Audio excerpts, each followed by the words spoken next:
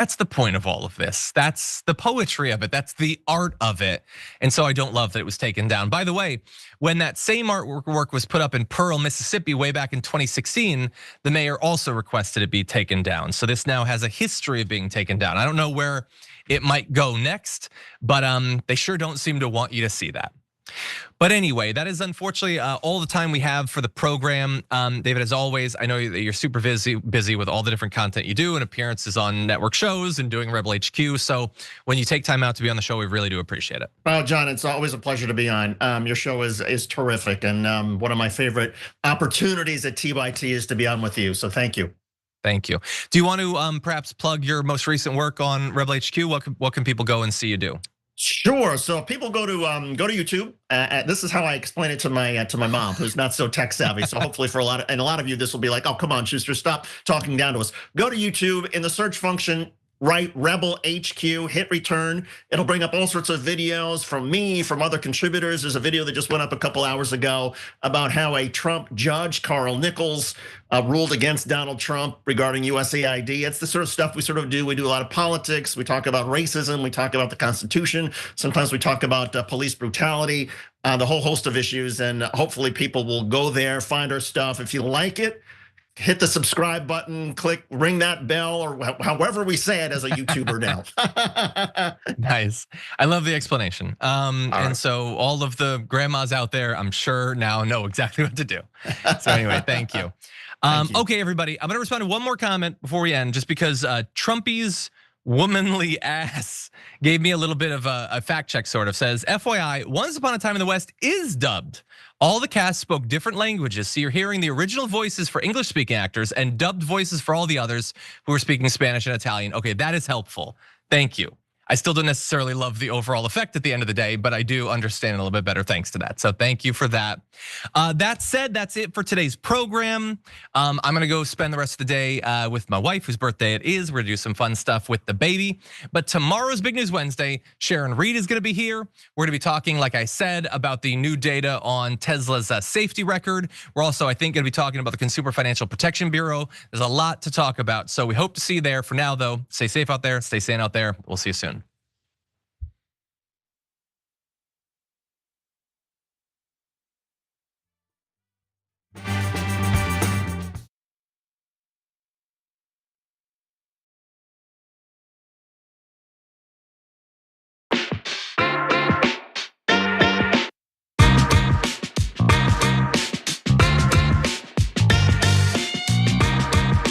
Serena Williams is a Compton native, that's true. So her doing the crip walk, her being on stage with Kendrick Lamar on his face, ain't nothing wrong with that. That's pretty damn cool. But she used to mess with Drake, according to the reports.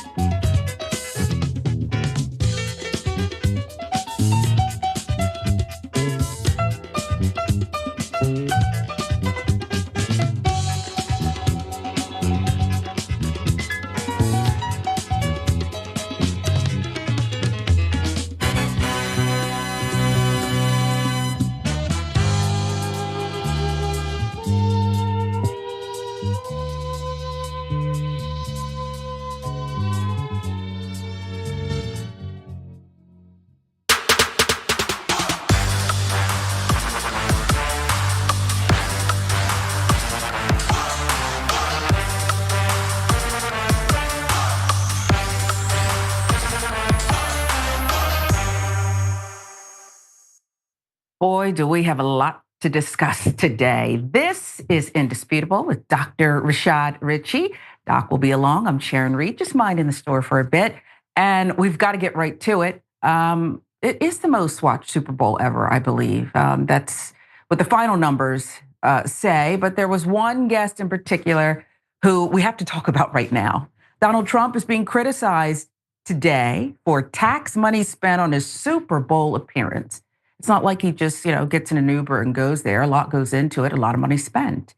So let's run it down for you. There's a reason why no other sitting president before Donald Trump ever attended a Super Bowl. They're football fans too, But the reason they didn't is because it's so expensive, not to mention a security nightmare.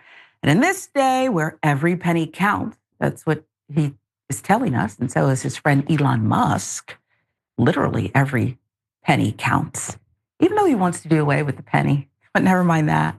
Americans are wondering why their president isn't setting a better example. Remember, what's good for him is good for him, and there's another set of rules for you, okay? You can't go, you're fiscally irresponsible. Though the final numbers aren't in, estimates of Trump's appearance at the dud of a Super Bowl, the game wasn't good, but my Eagles won. Eagles, okay, so I maybe disagree with the word dud, but I get it. Blowout. It reveals, though, the president's visit to the Super Bowl cost an additional $15 million in flight and security costs to get the president, his daughter Ivanka, he's back in again, huh? Son Eric, grandson Theodore to the game and keep them safe while in New Orleans. And a Black Star filling in the details, giving us the tally, if you will. Generally costs about $3 million to $4 million for an American president to take a short trip anywhere in the United States. Security had already been increased in New Orleans due to the horrific truck attack on January 1st, killed 15 people. Armed guards around every corner, snipers stationed on rooftops, police dogs on patrol. Pretty much every available form of security was deployed in the Big Easy.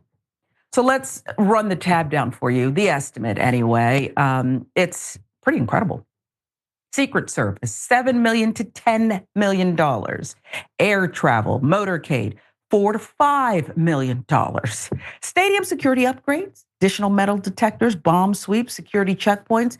Oh, throw in another $2 million. Local law enforcement, overtime, personnel, another $1 million. So there you see the tally, $15 to $20 million for one guy with a bad spray tan to show up in New Orleans and boo. I know he was leading the boos against Taylor Swift. Was it worth it? Was it worth it? Not to mention probably the lamb chops that they dined on in the suite. They had the good stuff. President didn't even stay for the entire game. That's insulting right there. I'm only going to stay for a little bit. He left an hour before its conclusion. Depending on which video you trust, Trump was either wildly cheered or roundly booed by fans at the Superdome. Probably both. I saw videos where people were calling him a traitor and an insurrectionist and some other foul language. And he just turned and waved as if they were saying, "We love you, Mr. President." That's not what I heard, but who knows, okay? Probably both, as we said. Had fans known how much of their money was spent getting him and his family there, the boos might have won in a landslide. It is your money, folks. This is not, he's so rich. I'm so rich. You paid for this, whether you voted for him or not, whether you like him or not. You paid every dime of it. I would think he would say, you know what? I'll pay my own way. I've got a ton of money. Plus, I'm doing Bitcoin and forcing that down some people's throats. So I can handle this. That's not what he did. At least the estimates are in anyway. It's a price tag that does not sit well with the American people, already facing the high cost of eggs, other goods, products. Trump's tariffs threaten to raise prices. Hardship. Again, hardship for you, not Trump, not Ivanka or Jared, as they help the now president once again take over Gaza, and it's going to be fabulous. There'll be buildings and a development. They're not paying, you are. As one commenter on the Musk-owned social media platform X stated, the man with more money than anyone else on earth says everyone's temporary hardship will be worth it How much hardship will he endure during all of this? Where's Doge? Asked another after checking the receipts of Trump's weekend getaway. And so do you see what I mean here? Okay, there's one set of rules for you, me, all of us. And then there's another set of rules for Trump and his billionaire cronies. Is Mark Zuckerberg counted Bezos? They're still trying to work their way back in with Trump. But it's just sick. He didn't have to go. We already, if you were watching a certain network, had to listen to his blowhard, filibustering non-interview with Brett Baer, that little halftime thing that he does. You already had to listen to that. Why did he have to be there? And Ivanka, I thought she was keeping her distance because her socialite friends in New York no longer want to be friends with her. I guess now that he's back in, she's back in. I mean, it's just the height of fiscal irresponsibility, gluttonous behavior he's doing to us. Well, what he's really doing is saying, I don't care about you. It's like the jacket Melania wore. I don't really care. Do you? It should be branded on every Trump property. Although, does he even own the properties, or these are licensing deals? It's sick. And so is that price tag. You decide, 15 to 20 million, he's looking out for the little guy. He's trampling all over the little guy. Wow. Let's go to our friend. Do I consider Stephen A. a friend? I mean, I know him a tiny bit, just a tiny bit. But hey, he's got a megaphone and he's not afraid to use it. And now Stephen A. Smith is using that megaphone to, why are you doing this? I like the Crip Walk. He's ripping into Serena Williams over the halftime show cameo. What's not to love? What's not to love? Yesterday's First Take, Stephen A. went off, told his co-host why he felt it was inappropriate for Williams to be backing Lamar's diss track.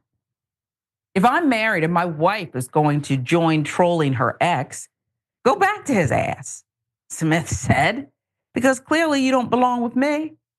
What you worried about him for? And you with me. Bye-bye. Only louder. I can't quite get the inflection.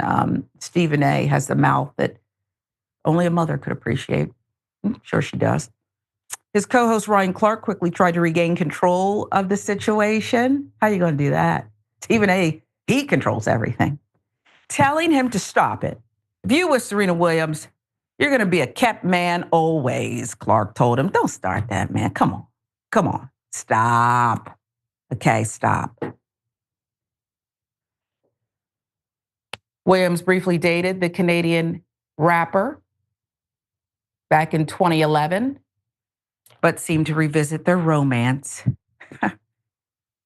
back in 2015 after TMZ released pictures of the two sharing a kiss. After both splits, Drake mentioned the 23-time Grand Slam singles winner in at least two of his songs' 23 Grand Slams.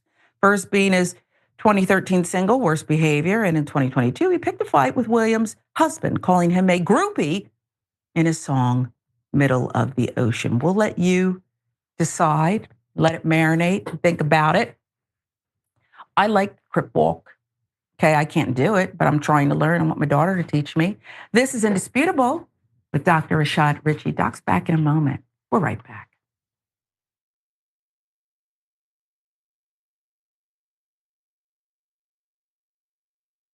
Damn it, they failed us. And if you're not angry about that, Michael, and any of you out there, then you're damn wrong, because you should be angry.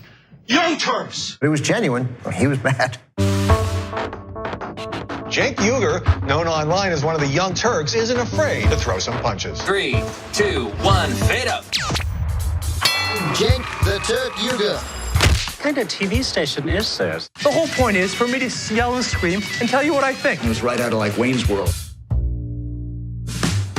This guy on this little rinky-dink website is speaking truth to power. We've been averaging 600,000 views a day, beating most of the cable shows in America. We're the largest online news show in the world. We're celebrating our 1 billionth view.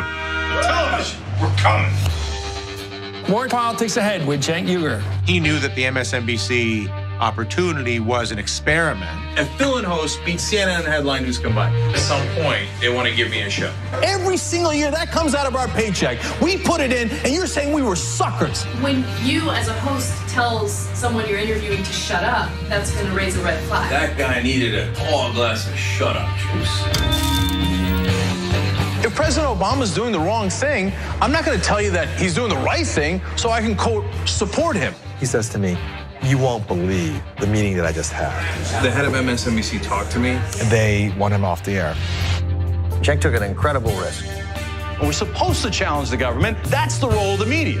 The Democrats and the Republicans are here to screw you. And who on the air is saying it? I wouldn't have done what he did. That if I'm going to be a talk show host, I should be the biggest talk show host in the country. I don't think anyone else does it better. I don't think anyone's even close. Before you know it, I'll be back on your TV doing a national show. I guarantee it.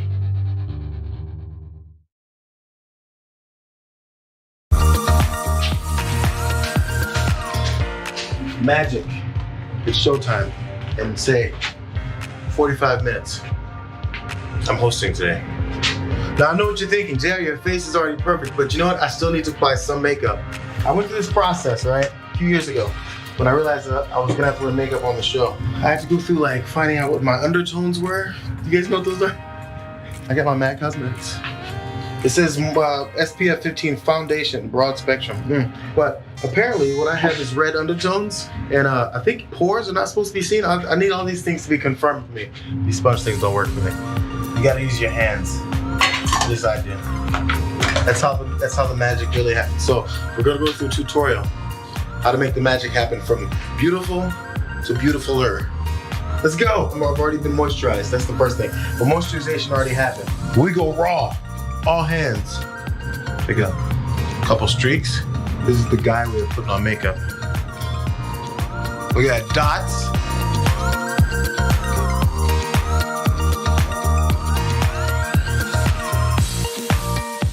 There's some shiny points that generally happen. First of all, here we go. You dust here. I'm putting way too much, but you dust. Oh, get the excess off. You don't want chunky powder. There's like a T-zone, I think, right? Mine is a double T-zone. Because I went middle and another cross. Make sure your nose isn't all shiny. People get on you for it. They'll say, that's not a good point you made on there, JR. Your nose is shiny. You guys are picky like that sometimes. I think that's about it, fellas and ladies. See you guys next time. Bitsies.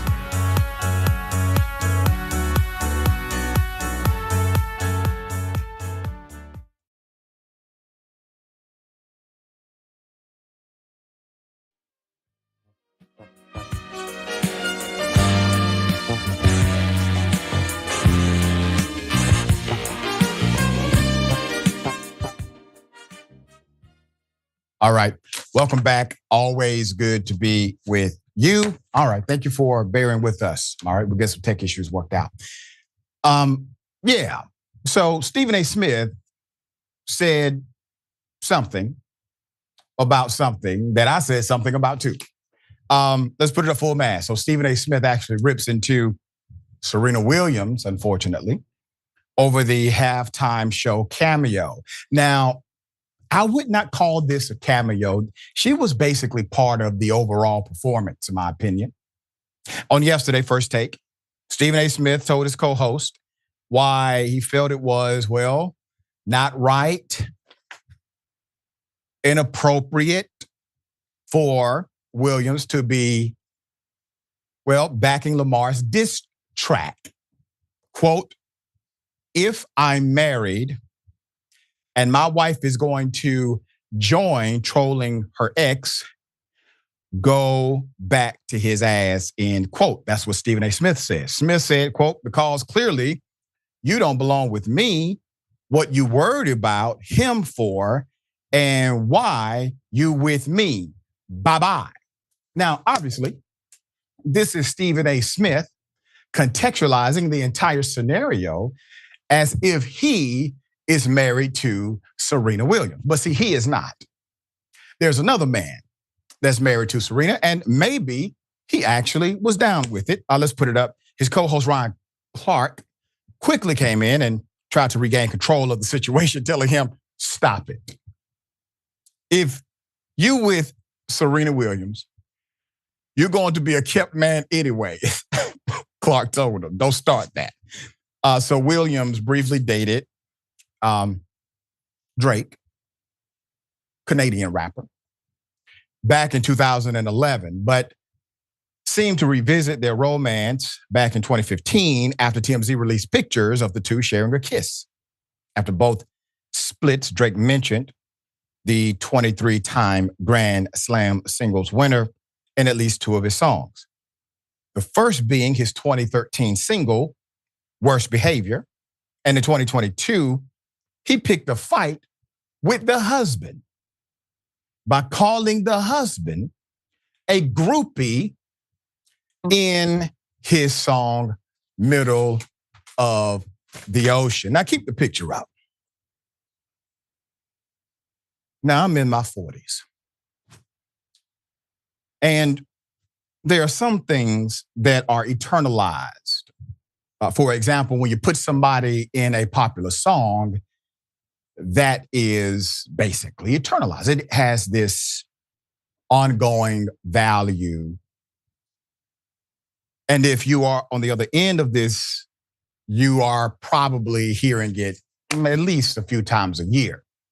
My point is, it's not as historical as one may think. So in Drake's song, Too Good, featuring Rihanna, he did not mention Williams, but in an old clip on his website of archival footage, Drake tells his mother that the 2016 hit was about him and Williams. While Drake may have partially been the motive behind Williams' performance on Sunday night, there are actually more layers to why she took the stage. The mother of 2 is from Compton, number 1, which is where Lamar is from. Kendrick Lamar's represents Compton all day. The moment was possibly also a reference to the backlash she received. If you remember, this was during her celebratory dance because she won the Olympic gold at Wimbledon. However, she was slammed by reporters because all the dancers affiliated with the Crips, prominent Los Angeles gang. She said, quote, man, I did not Crip walk like that at Wimbledon. Oh, I would have been fine. And added, it was all love, okay? All love. I do find it to be a multifaceted way in order to reclaim one's, narrative. Because yes, she was not only criticized, she lost some reputation by way of some commentators who talked about, oh my goodness, she's doing the Crip walk, as if they don't in the privacy of their homes. But she had the audacity to do it on a major stage. And then there's another major stage called the Super Bowl.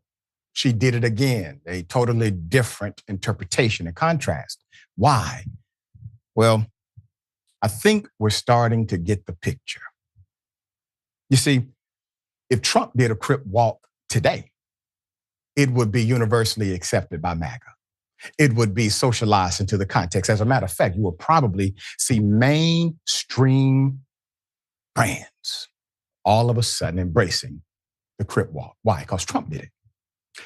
In other words, stop being defined by those who create atmospheres that are contrary to your progression. They didn't give a damn about Serena in the first place. Those that rock with Serena now rocked with her then anyway. But despite criticism of Williams, Stephen A. did give props to the gamesmanship. Here it is. Serena Williams is a Compton native, that's true. So her doing the Crip walk and her being on stage with Kendrick Lamar on his face, ain't nothing wrong with that. That's pretty damn cool. But she used to mess with Drake, according to the reports. I mean, if we talk about Kendrick Lamar, is that brother cold or what? That's not a brother to mess with.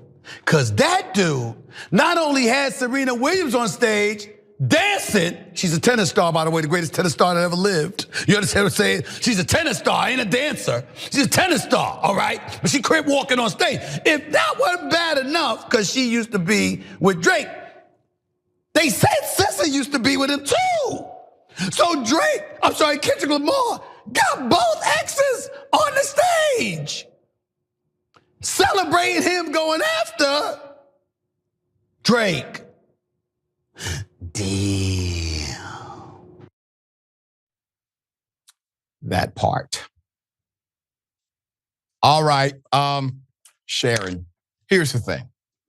I actually found out through some confirmation later that Stephen A. Smith is pretty much accurate, okay? Whatever they define that relationship as is up to them, is, adults being adults. But there was something allegedly there, which means the whole thing was in context of the fashion of brother Kendrick Lamar in a way that, well, we are now figuring out much later. What say you? This is not a Stephen A. Jada Pinkett Smith, Tupac, celebrating the ghost type of thing when you're married to another man. Serena Williams is more than Drake's ex. She's a force. She can do what she want to do. And they've got that Compton connection. And so, look, women can be just as powerful as men in their statements and just as petty too. So if she want to dance and crip walk, and by the way, she's not a crip. Is that now Serena's with a gang or something? Shut up, people. I love it. And she can dance again. You got it? That's right. And for the record, Snoop is a crip and had a show with Martha Stewart. Oh, who's pretty gangster. She served federal time. And everybody's okay with it. So we good. All right. Yeah. Hell of a thing. A Florida woman runs over her ex-boyfriend with a Range Rover. Put it up full mass. This story has some twists and turns, unfortunate reality of immaturity. In Florida, 19-year-old Yoshabelle Edward was arrested for ramming into her ex-boyfriend, Mr. Kervins S. Santil. She did this with a Range Rover, allegedly, in a fit of jealousy and rage over his multiple relationships. Multiple relationships is in quotations because that is the allegation. She has also been accused of hurling eggs at her ex's car and dousing it in mustard and ketchup shortly before hitting him. There's more. On January 31st, Mr. Santil was shocked to find his car had been egged and covered in condiments. Quote, "I see egg," and I'm like, no way, not my car, he told NBC affiliate WBBH News. Shortly after the discovery, the 20-year-old was walking around his apartment complex in Punta Gorda with his other friend, lover, and a few friends when they saw Miss Edward in her white SUV barreling around the corner, according to the police affidavit that has been filed. So Mr. Santil said his spurned ex was, quote, flying through the speed bumps, and it all happened so quickly, he did not have a chance to get out of the way. Quote, "Before you know it, I'm seeing black and I'm on the floor," he told GCNN, adding, quote, "My body literally flew in the air." So here's a picture of the damage that his body created due to the force of the Range Rover. His body slammed into the windshield, shattered it. He then rolled off the hood onto the pavement, according to the police. Though grateful to be alive, he was still in shock when interviewed by a local reporter. quote, to actually get hit by a car, and it was a Range Rover, not no sedan, a Range Rover. Mr. Santillo survived the chaotic day, but sustained multiple lacerations to his right side, including on his arm, shoulder, hip. That's according to the police. He spoke to local news about the motivation for the attack, saying it was, quote, definitely out of hatred. Me and her did not work out in the past. I'm guessing she found out about the new girl. I don't know. He told ABC affiliate Gulf Coast News Now. The young lady admitted the couple, they were actually in on again, off again sexual relationships, okay? So during an interview with detectives, she said this directly. She allegedly became angry after overhearing Mr. Santillo and his new girlfriend were talking about her. She also revealed that she and the other woman had a phone conversation earlier that day when the egg damage was discovered, stated a police affidavit. Despite these admissions, she maintains her innocence, reportedly claiming her ex was, quote, full of energy and randomly, quote, jumped onto her vehicle as she drove past him. She was charged with aggravated battery and causing great bodily harm, with bail set at $20,000 by the Charlotte County Sheriff's Office. She has since bonded out of jail, and her next court date is set for March 10th. I'll put up the picture full mask again. This is one of those stories. It's unfortunate because everybody's so young. But I do want to say this to the young lady. You got to find better ways to handle your anger. Maybe this guy did play with your emotions. People would do that. It is a tragedy both ways, but he could have died in this situation and you would have been facing a murder charge. That means two individuals could have had their lives ended based on something that is so temporary. Please know, if the person doesn't love you the way you deserve to be loved, there is somebody much better for you. Do not become accustomed to chaos. That is my advice. You're very young, dear sister, you're 19, which means you have the ability to outlive any mistake you've made. I am proof of it. Please do. All right, Sharon, thoughts here. It's that last brilliant piece of advice, Doc, that you gave. I've referenced it before, that Wyclef and Claudette line in the song, sickness feels like a cure. Value yourself, look inward. Why am I ending up in these kinds of places with these kinds of people? Start with you, and the rest will work out. That's she right. Shouldn't have done that. Well, I mean, he got on her nerves, but that she took it too far, Doc. That's going a little too far. Yeah, so the allegations are that she did it on purpose. She did not. Okay, we got more on the other side. It's indisputable. Stick and stay.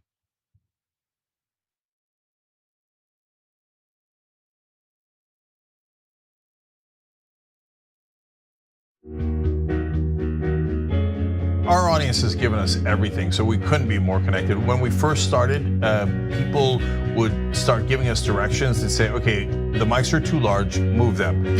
Turn them into lav mics. I mean, they were incredible. And then one guy walked in and gave us a really expensive switcher and said, you guys need this, and walked out. Okay, it's amazing. They helped us build a studio. They did a $2 million funding campaign for us. And so they really are us. We do this show together to the point where some of our hosts are even former listeners. So when we say that the audience is part of TYT, we really mean it. I think what the audience also appreciates is especially if they're members, they really get an inside look into who we are, our personal lives, what drives and motivates us. It goes beyond just storytelling. I think that what we do is allow our viewers and our listeners into our daily lives, and we give them kind of like this inside look into everything that we're passionate about and why it is that we're doing what we're doing, right? Like the motivation behind what we're doing, I think is important for our audience to know, and we're not shy about sharing that with them.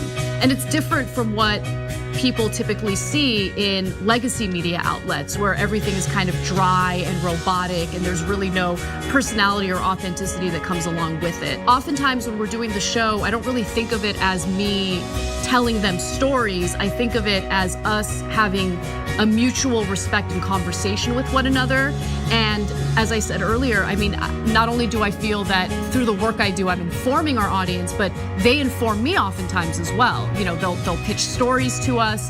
They'll tell us, you know, a certain perspective or angle to a story that we might have missed. And I love it.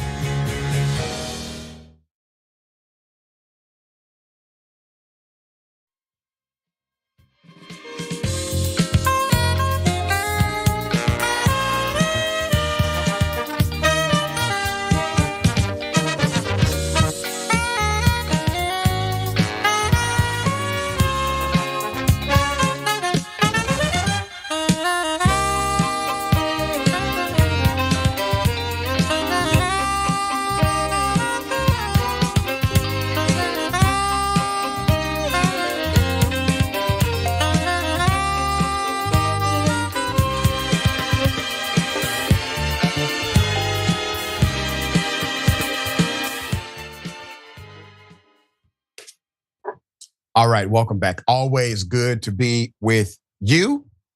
Got a few comments and, well, some updates perhaps.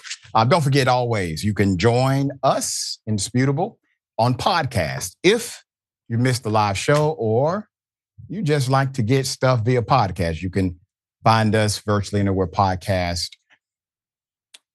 are found. And very thankful because of you. We're in the top 1% of most listened to podcasts globally, ranked by Listen Notes. Okay, here we go. Jazz Dreams says, I thought the Super Bowl was glorious. You know what I mean? Much love to Sharon from New Orleans. That's right, much love to Sharon. And Black Mama 97, how did a 19-year-old get a Range Rover? Kind of crossed my mind, but you know, people find ways. Chichi Masson, thank you. She hit his car with eggs. With these prices today, that's a felony assault. What's hilarious is you're probably correct. Tanya Ladmiral. Serena Williams has an amazing husband. He is secure in his marriage. Stephen A. Smith is confused. He needs to check his own self-esteem. That's why I said he's telling the whole narrative as if he's the husband. And that's the problem with the narrative. And I think this is Chuck LeMaine. I think I did that right. He disrespected Serena's husband on wax. So she smacked back by sea-walking. That's hip hop as F. What's Stephen talking about? There you go. There you go. And Mason, welcome to Indisputable. Thank you so much for joining the Truth Train. All right, got something for you. Ladies and gentlemen, I wish you Karen would. You want to call the police on them for having a barbecue on a Sunday. I feel free! Back off! I'm going to tell them there's an African-American man threatening my life. What? You guys are still here by the cops. Cool. Are you trespassing us or something? Like, we didn't do, like... Exactly. We're a family eating dinner. Please. I understand. Yeah. I don't... Oh, my God. I was going to refund your money back. I don't want a refund. I would like you to walk away, and within 5 minutes, we're leaving. We're finishing our tab. You're causing more of a scene than maybe my little 8-year-old did of taking a photo of a girl in Hooters.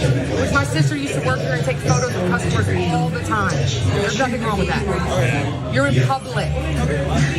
It's an icon uniform. Hooters. Like, there's nothing wrong with it. There's a difference between asking to take a picture and taking a picture. You're in public, ma'am. Yes, ma'am, we are. And you can ask to take a photo with us when your kids walking back and forth taking pictures of our ass. That's rude. Your ass is out. Then it's rude of you to have your ass out. You shouldn't have it out if you don't want no one to look at it. This is All the cops and them get their license plate when they leave. Okay. Sorry for your children. Ma'am, what are we doing, ma'am? What are we doing? Put up the picture for a mass. According to the information that we have received at Indisputable, this particular Karen is arguing with Hooters staff. Hooters is, it is a place you go and you understand the atmosphere before you get there.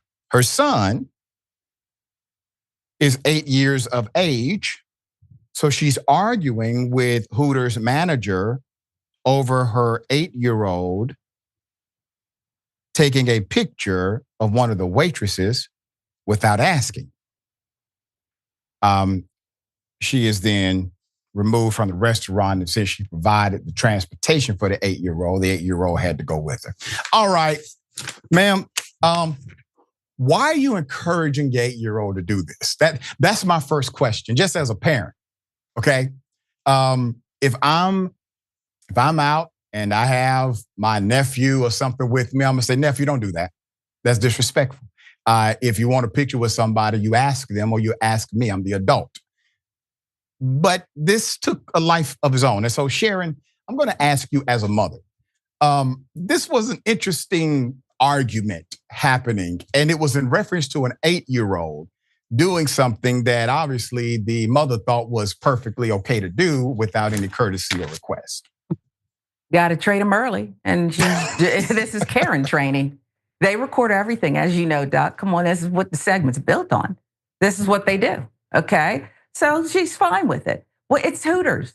You've been there, I've been there, I think. No, we don't want any smoke. We just want to please stop. Okay, Karen? Go somewhere else. Chuck E. Cheese or something. You might get kicked out of there too. Yeah.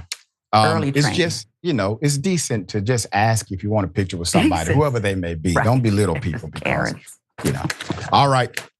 Hell of a thing. GOP representative calls Beyoncé a D.E.I. winner of the Grammy for country. Let's get into it. Put it up full mask. Had to be him.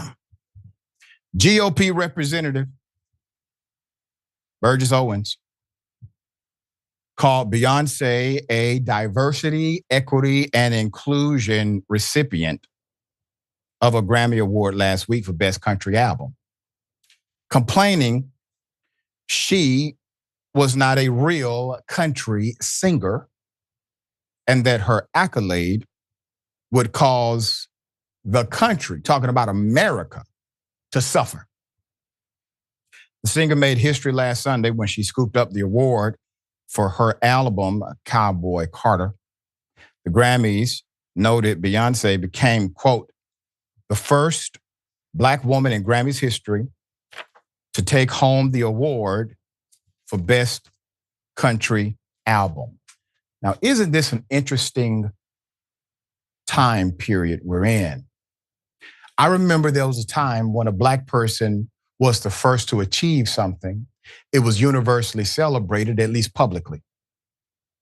I remember a time when a Black person would achieve an accolade that is the first for a Black person, that Black people in particular would celebrate the inclusion, would celebrate the opportunity. Now we are in an era where if you are the first to do something as a Black person, you are now a DEI recipient. Let me ask you a question, dear brother. I'll put his picture back up. Let's go through the history. Was Jackie Robinson a DEI hire? I'm just asking. We can start there. Obviously, there are other instances I can make as examples. Sir, are you a DEI hire? Since we're asking questions, what's your qualification?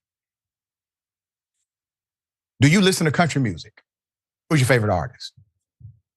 All right. Well, welcome to the bullpen. Video journalist Nicholas Balassi caught up with Owens at the Capitol on Friday, posed a question, and said, what did you think about the singer winning the award? Quote, I think that's the closest thing to see the DEI right now, the Utah Republican said. He also added, quote, I'm not a fan of country. Oh, stop right there. Wait a minute, sir. You don't even listen to country music? What are you doing? It's like pontificating about hip hop, but you've never listened to rap. I wouldn't understand that. You, regardless of your color, you have no qualification here, right? But you do have qualification. You qualified yourself. So if you're an expert and you can talk about country without even listening to the damn genre, how is it that a person that made a whole damn country album with noted country singers and won actual awards in the genre, how are they not qualified, sir? But you are somehow qualified to speak on the matter. Let's go back to it. He says, I'm not a country fan, but I can tell from the response from country fans, they do not appreciate that at all. You put all that hard work. Develop your fan base. You go out and you work to develop a reputation, and all of a sudden, somebody comes up out of the blue because she's popular in something else and she is the best. Nobody respects that. And unfortunately, because of that, Beyoncé will not be respected by the core group of people and that she's now singing to. Oh, brother, you're missing it. Do you know the reason she made that country album? She tells you. It was because of her treatment at a particular country award show. It was a negative response from members of the audience, from people on social media, where she was attempting to bridge the gap, to be a uniter rather than a divider like yourself. She was attempting to be a leader rather than a feckless coward like you. And because of that, she was met with racism and disdain. And instead of taking that energy and becoming just as divisive as you are and your cronies, she decided to take that energy and transmute it into something beautiful. You can't see the beauty in it because you're listening to the crowd that has been offended by her race, not simply the music. You know, it's interesting. If a person qualifies to run in a 440, but they happen to also be able to run the 100-yard dash, but they're not known for running the 100-yard dash, but they do and they win. Is that a legitimate win? Because they are really a 440 runner. You see, your argument is silly, sir.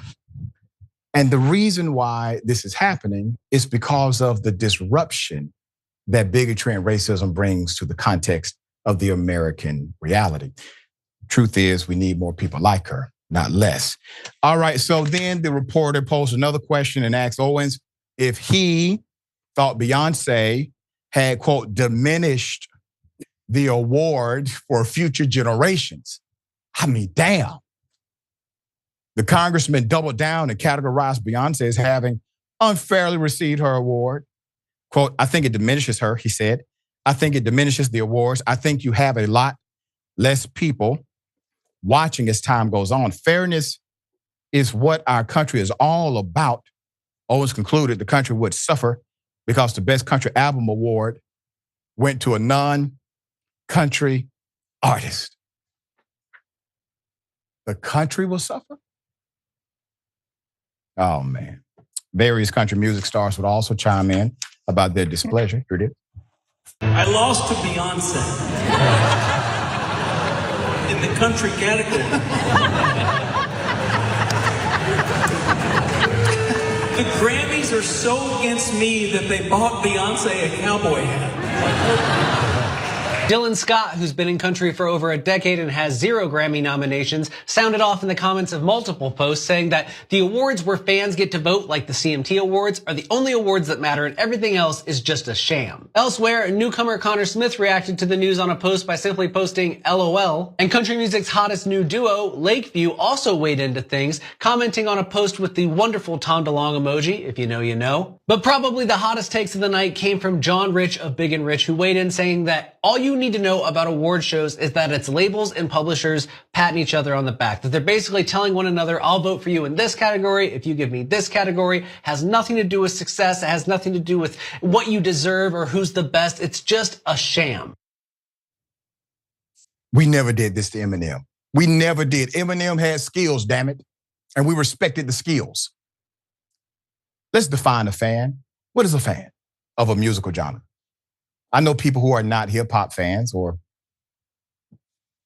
rap fans. They still have people in the genre they like. They may like this artist or that artist, but they're not hip hop fans. Is it okay to not be a country genre fan, but be a fan of country music by way of a particular artist? Is it okay to be a fan of a song and not necessarily a fan of their entire album? Is it okay to be a fan of an album but not be a fan of a particular song? This gets kind of confusing because nobody defines the word fan.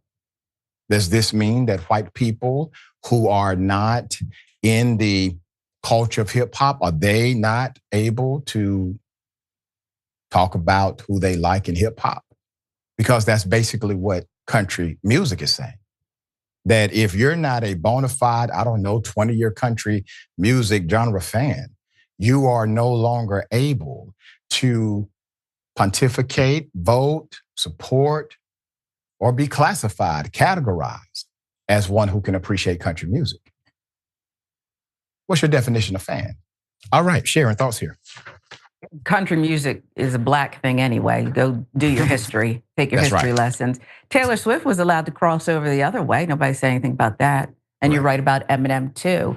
The reporter and Representative Owens need to stay at the minstrel show, which is what they enjoy, and serve up the sweet tea and stop commenting on Cowboy Carter, okay?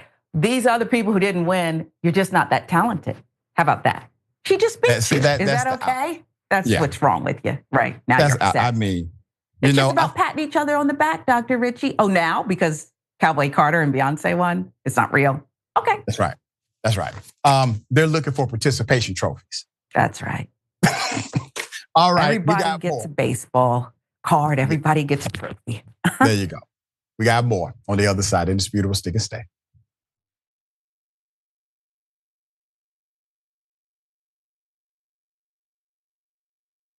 What contributions to the progressive cause are you most proud of? I mean, I don't have super high aspirations for a singular role that I can play in the movement or anything. I try to present myself as what I think that I am, which is a progressive man who is driven by I think, well-interrogated and well-organized system of values that I try to stay consistent on, and I demonstrate that that's the sort of life that a person can lead and be successful and be happy and all of that. And that should not need to be done, but there are so many people on the right that are trying to push men in the opposite direction that I want to be able to do that. Along the way, if I can get people to care about some topics that they wouldn't necessarily care about, or that for some men they might think that's not a topic that they should be focused on, that's definitely something that I relish doing. And along the way, I mean, we've been able to introduce people to a lot of candidates. That's been a big part of what we've done. Not all of them necessarily got in office. Probably most of them did not. And a lot of them, you might not even remember their names. But it was great to be able to provide people the platform where they had the chance of, making a difference. Obviously, AOC and all that. But there's been a lot of great people along the way.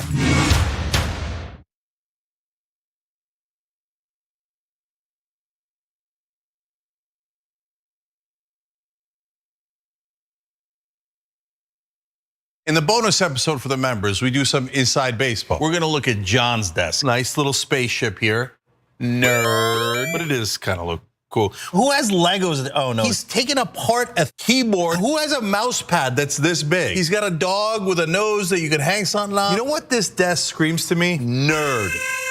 And that's how we like him. We love Johnny Pie. He's got his own personality like everybody does at TYT. Come meet us all in the bonus episodes. TYT.com/team. David Sorrell. Dr. Phil. Adam Green dropped by. Charlemagne. Congressman, great to have you. It's great to be with you, Jack. Your show is a great thing. You're informing people. A lot of the shows that I live on, my CNN, my MSNBC, and even Fox, and any of the other shows, NPR, they are so quick to decide that they know what this building means today. The one thing that I hate that politicians do, they talk about the people they should be talking to.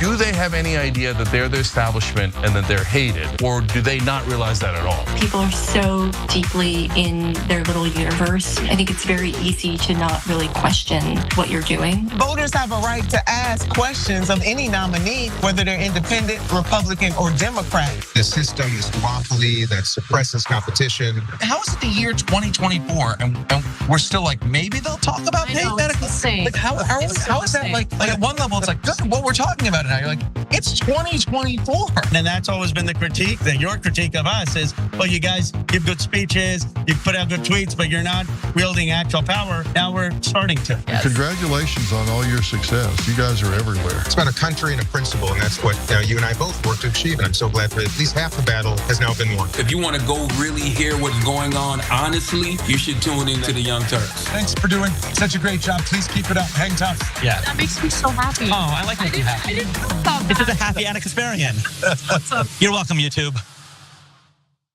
Join the Dragon Squad by becoming a YouTube channel member. Click the join button below or sign up on tyt.com/join to get access to fun emojis, a member-only chat, exclusive shop TYT designs, ad-free watching, and so many other amazing perks. Plus, you get bragging rights for being part of the coolest community on the internet and help us drive real positive change in the world. The Dragon Squad awaits, so join today.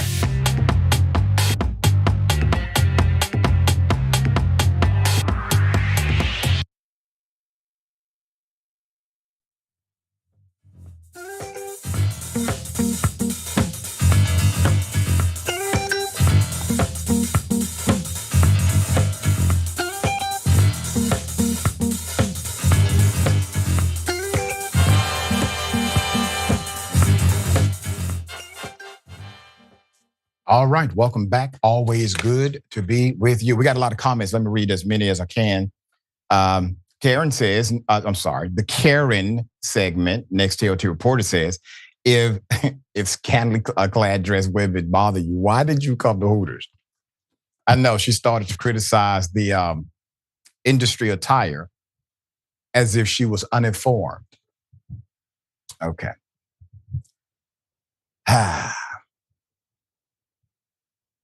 Yep. Dex says, is Elvis even a thing without Big Mama Thornton or those inventors of the genre? And to Sharon's point, country music is an African-American genre to begin with. That's right. Average MFs coming out of the woodwork on a daily basis, whining. I know some of these country music artists, I'm like, well, wait a minute. When I've researched them, they haven't had a hit in 15 damn years. How are they all of a sudden at the front of this conversation? Okay.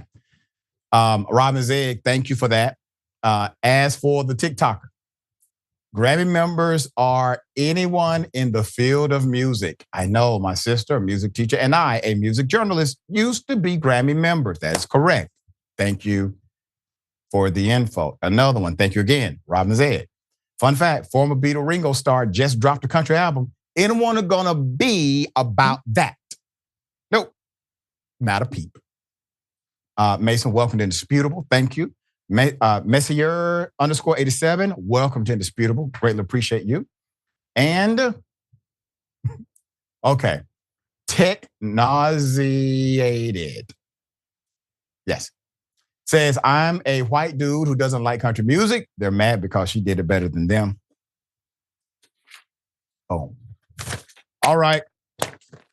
The NYPD, New York Police Department, has issued an apology for mistakenly accusing a child in a parade shooting. Put it up full mask. The NYPD has now officially apologized for mistakenly accusing a 15-year-old in a shooting at Brooklyn Parade.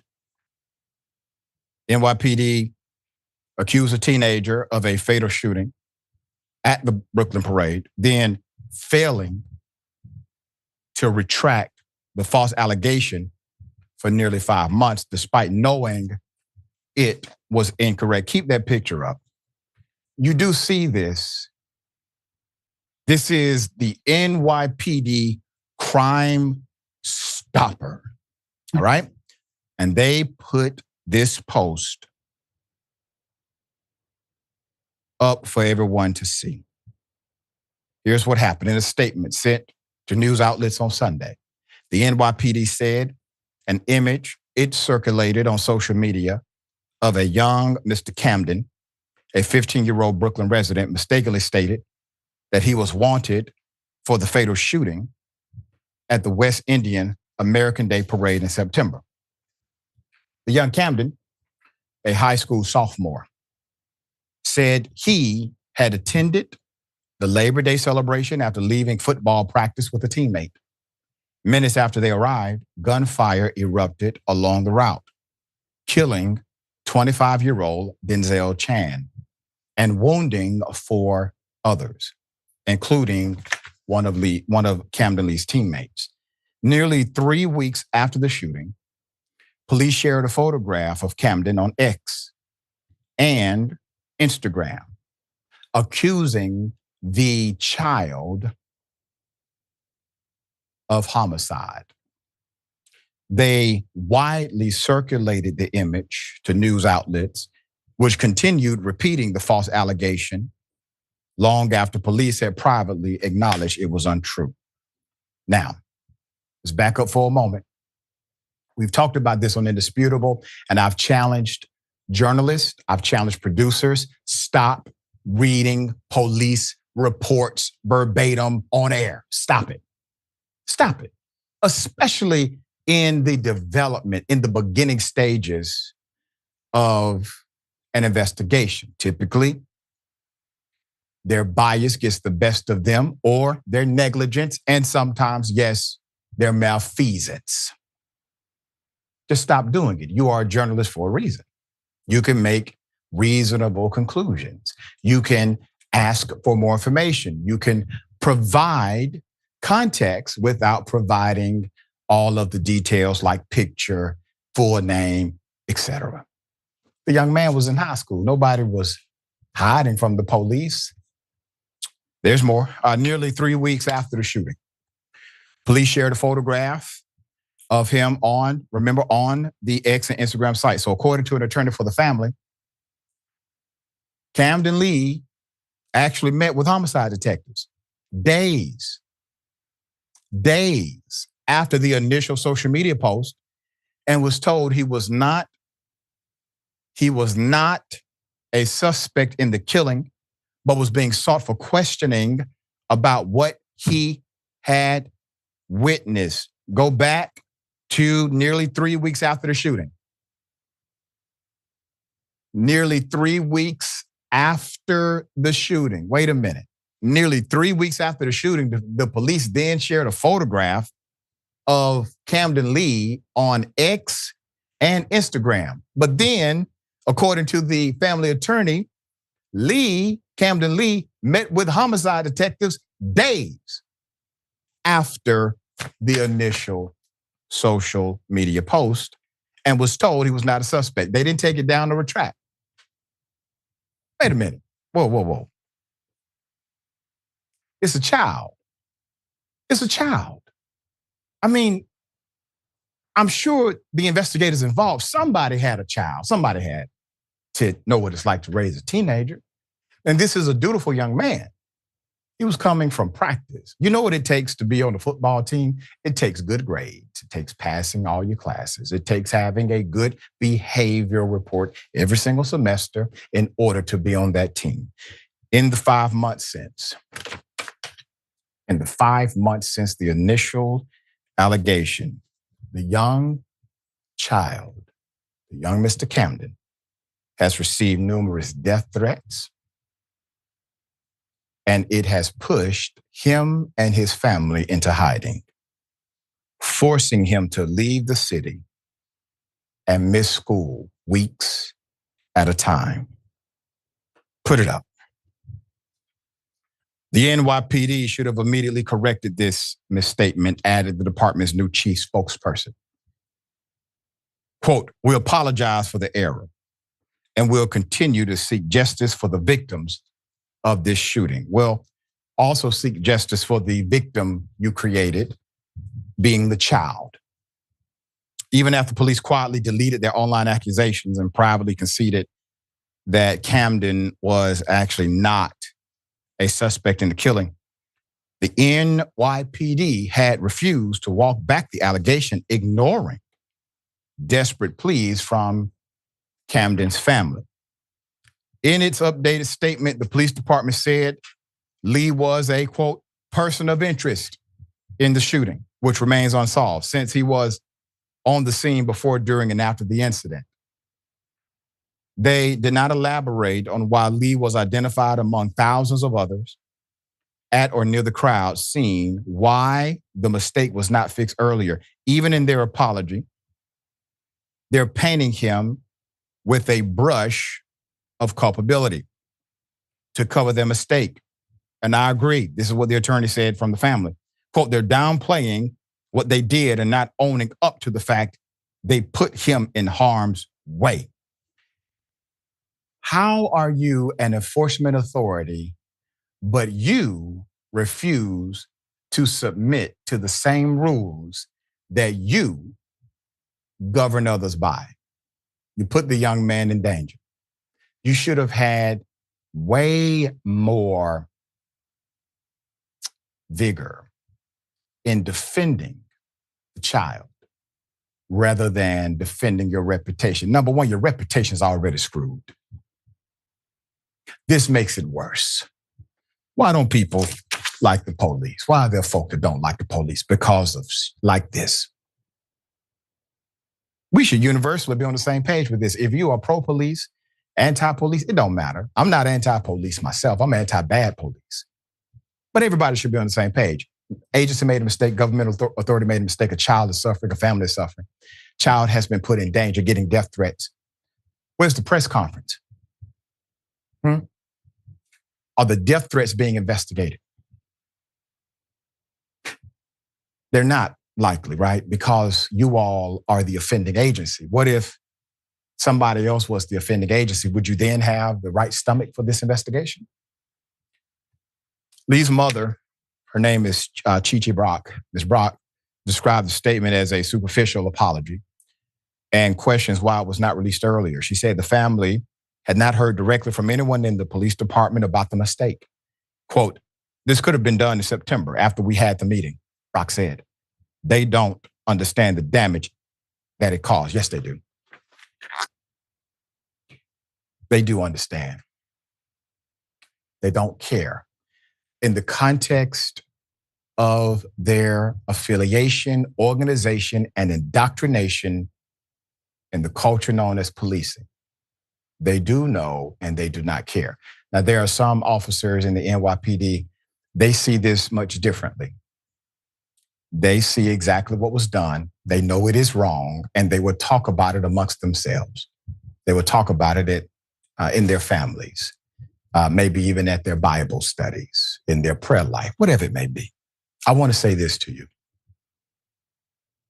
If you believe you're a good cop, prove it. Because there are a lot of good cops who believe they are good cops because they're not doing what the cops who make the news are doing. They're not actively violating the rights of a citizen. They're not killing unarmed human beings. They're not trying to cover up corruption or even negligence. If you believe you're a good cop because you're not doing that, if you're not reporting it when it is done, if you're not leaking it to the press when it is done, you are not as good as you believe. Sharon, thoughts? I concur. It's such a low bar. Maybe Eric Adams, the mayor of New York, we can count on him to maybe do a deep dive here and fix it. Not. Listen, you're so right what you said about the police here, that CYA non-apology. It was the CYA lie. Just contained more grievances and more slander, as far as I'm concerned, libel. But the other thing about the journalist, Doc, that you and I have talked about so much is exactly what you're saying. I was an anchor in St. Louis when the chief put out a statement about how they had to kill a black man because he lunged at them with a knife. And I warned my colleagues then. They said they're going to release the video. Do you know what the video showed? No one lunged at anyone. Wow. A hospital consolidation in rural Georgia closing because of greed. The press release says, to better serve the citizens of Georgia. I said, I'm not saying that. What are you smoking here? If a hospital closes, they're not helping people. Do your duty. Do your job. So easy to call that press conference you talked about. Who could be against you? Listen, who could be against you? Don't want to do it. Don't want to take accountability. Sick. And they because don't care of that, about him. That's right. Because of that, you get more criticism because you failed to do what a decent human being would have said is right to do. If you start doing those things, I promise you, more people will start respecting the agency overall. All right? I'm trying to help you all. God. Okay. You could clean it up in 2 seconds, Doc. I'm sorry. It'd take you 2 seconds to clean this up, but you're spread too thin. It's just it's so easy. It's wild. All right, we got more on the other side. It's indisputable. Stick and stay.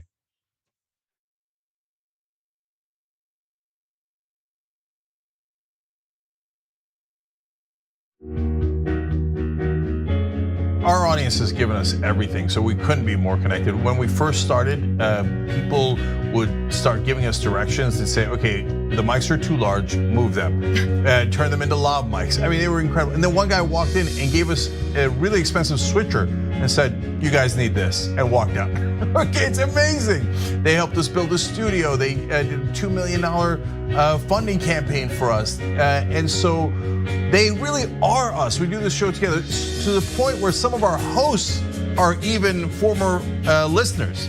So when we say that the audience is part of TYT, we really mean it. I think what the audience also appreciates is especially if they're members, they really get an inside look into who we are, our personal lives, what drives and motivates us.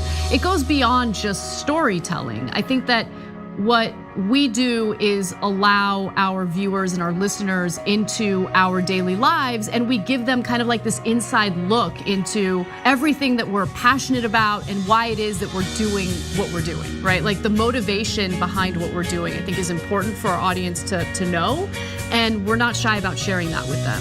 And it's different from what people typically see in legacy media outlets where everything is kind of dry and robotic and there's really no personality or authenticity that comes along with it. Oftentimes when we're doing the show, I don't really think of it as me telling them stories. I think of it as us having a mutual respect and conversation with one another. And as I said earlier, I mean, not only do I feel that through the work I do, I'm informing our audience, but they inform me oftentimes as well. You know, they'll pitch stories to us. They'll tell us, you know, a certain perspective or angle to a story that we might have missed. And I love it.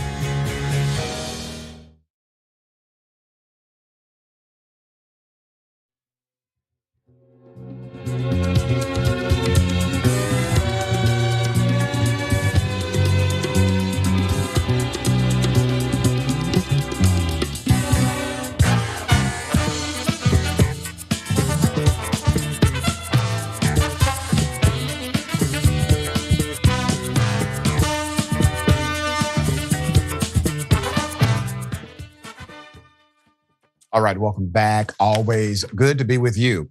Let me read a few of these comments. Yep.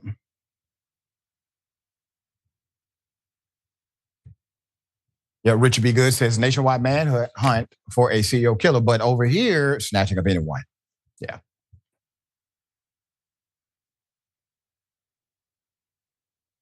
David Williams, member for 3 months. Thank you so much, David. David says, I'm very observant. What I observe that everyone that has a part in supporting Dr. Rich is not just an intellectual, but most of all, intelligent.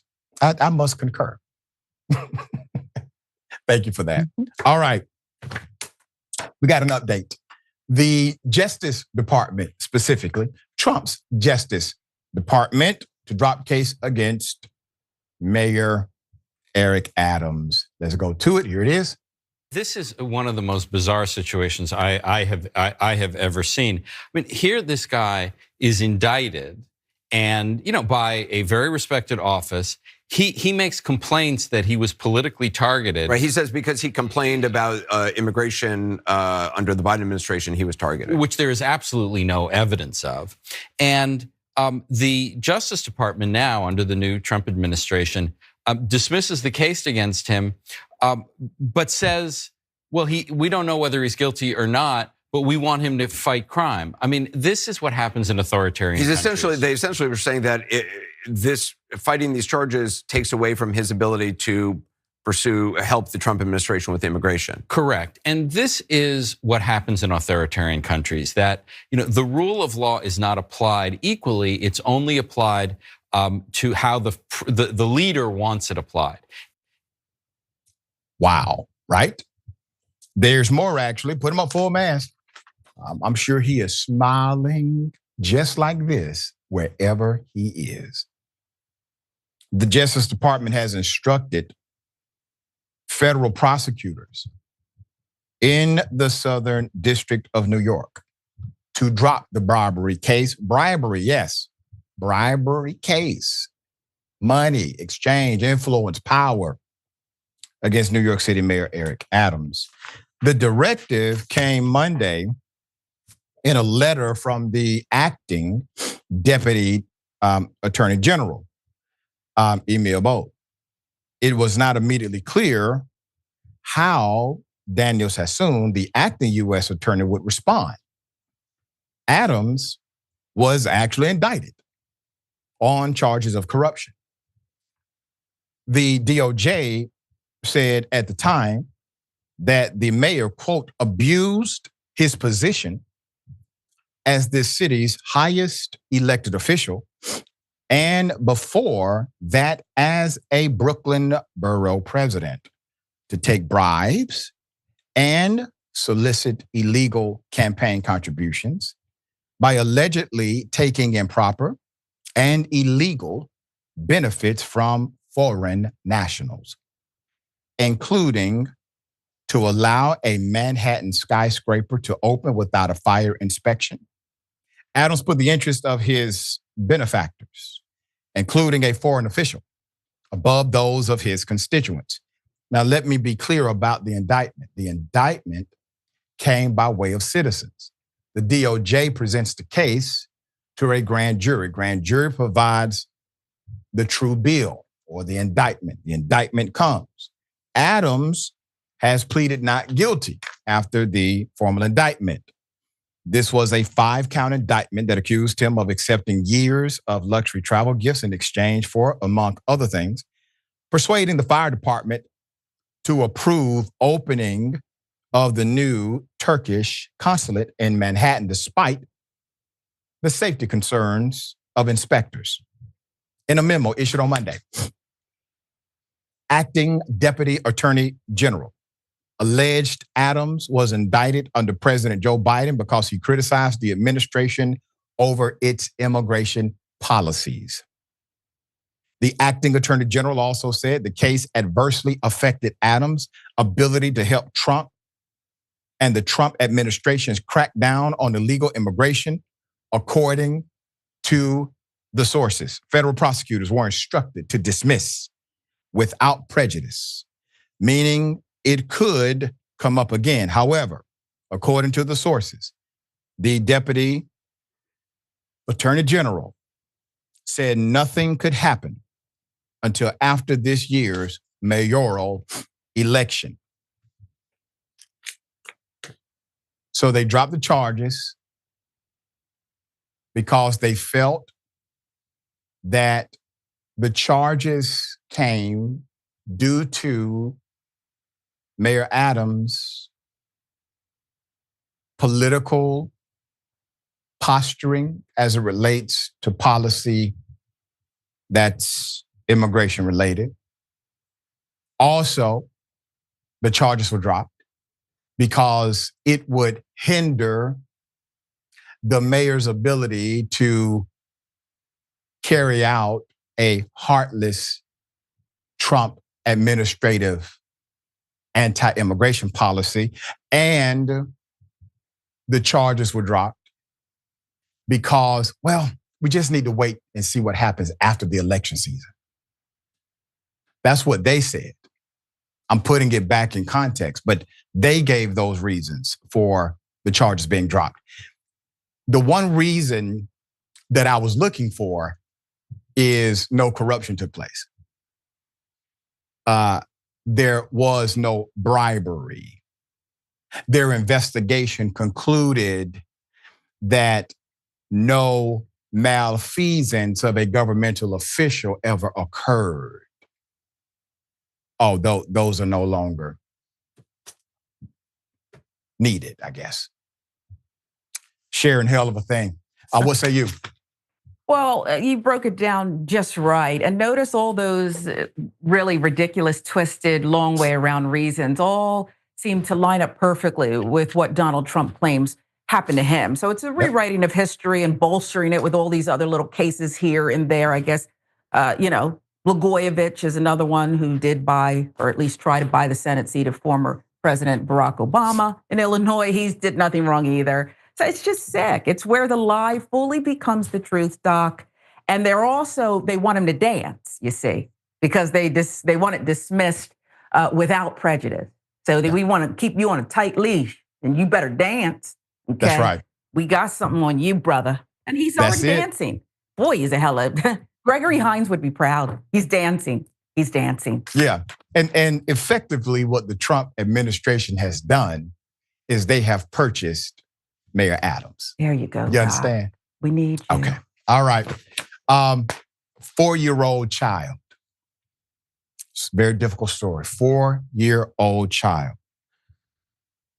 dies due to alleged neglect of a hospital. Put it up full mass. I'm taking you to Massachusetts. Okay. Tabitha Toy is a grieving mother. And Tabitha is looking for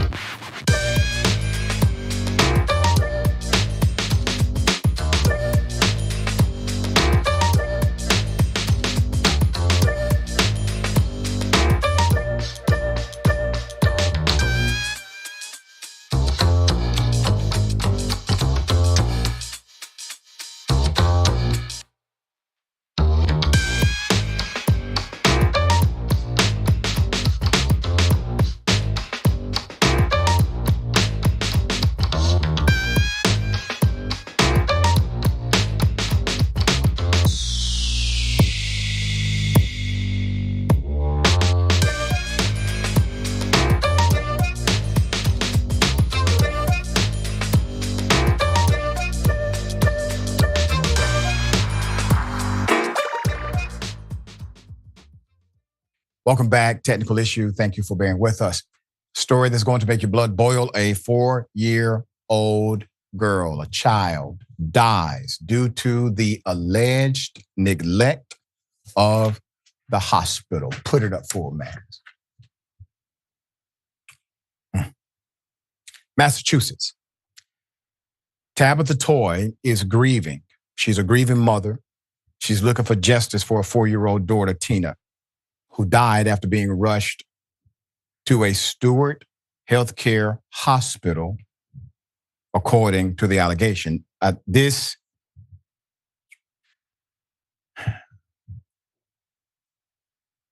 hospital obviously is at the center of the conversation and investigation. Justice is on hold in the wake of the company's Chapter 11 bankruptcy filing.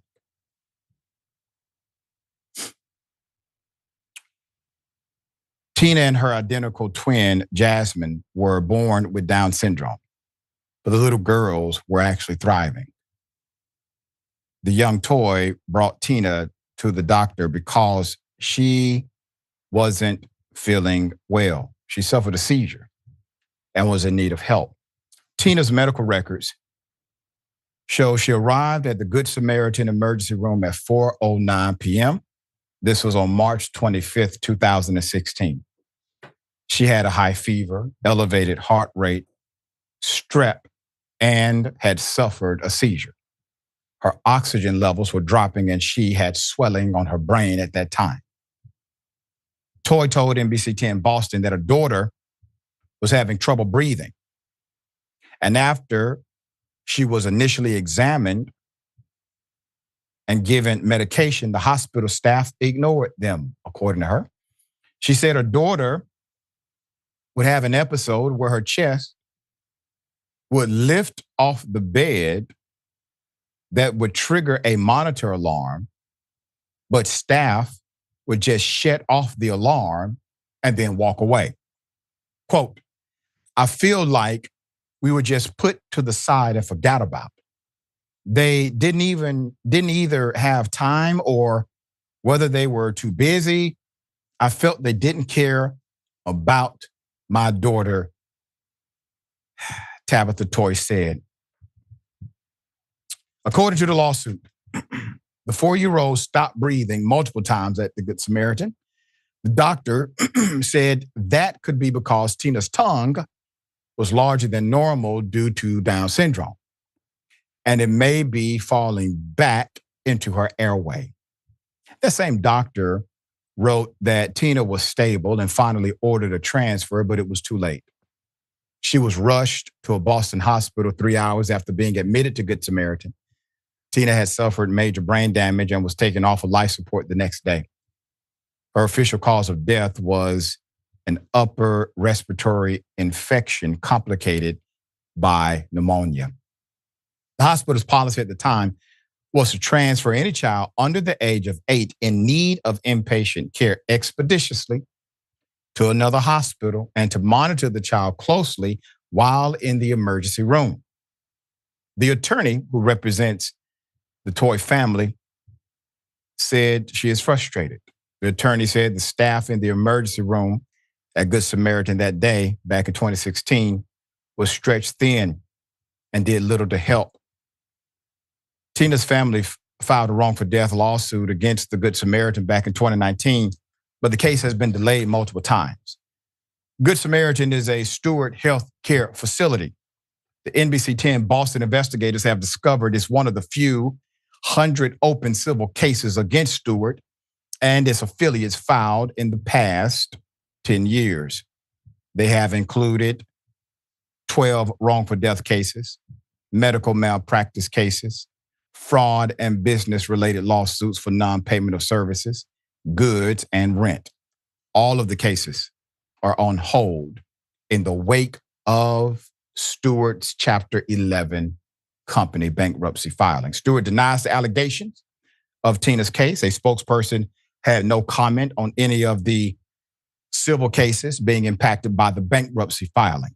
I want to also say a special thanks for this story to Luke Esposito to bring this story to our attention. We pay attention to stories that come to us. We're not able to do every one of them. We are a small staff with a big heart. But I will say this. Reading the details of this case, understanding the context of the healthcare system, so many people, parents, children are suffering because the system itself has relegated itself to disease management rather than healthcare. And then with that management protocol comes a lack of heart, a lack of care, a lack of connection. Put it up again, put the picture up.